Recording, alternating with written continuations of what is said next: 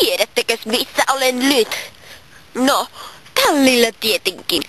Kohtapuoleen olen tallissa jälleen lämpivien kaurojen ääressä. Ai, että se on ihana tunne. Eräs huoli minua kyllä harmittaa.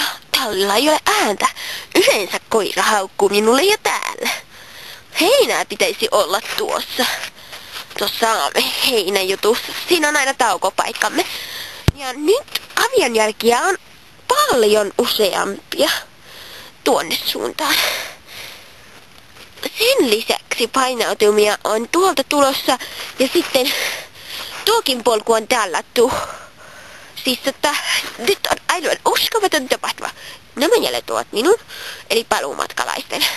Mutta nuo ovat menomatkalaisten. Plus minun omat kavion jälkeni siinä.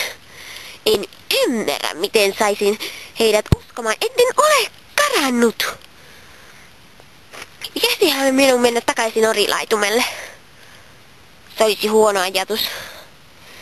Entäs talliin? No ei. Pitäisiköhän minun etsiä omistajani? Ei sekään käy. Mitä minä teen? Auttakaa nyt joku. Hyvä tallin väki. Minä.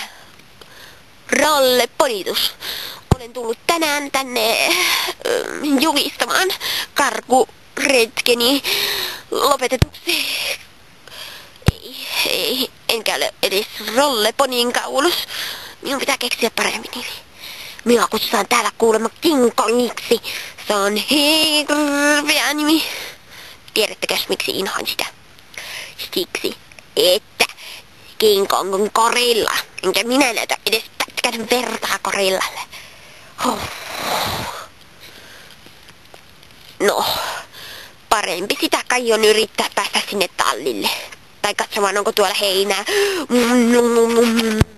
Okei, en nyt syönyt kyllä mitään, mutta haluan vain tarkistaa, onko tuolla heinää.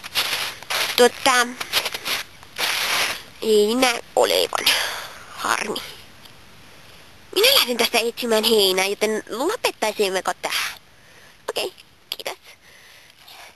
Heippa te hei.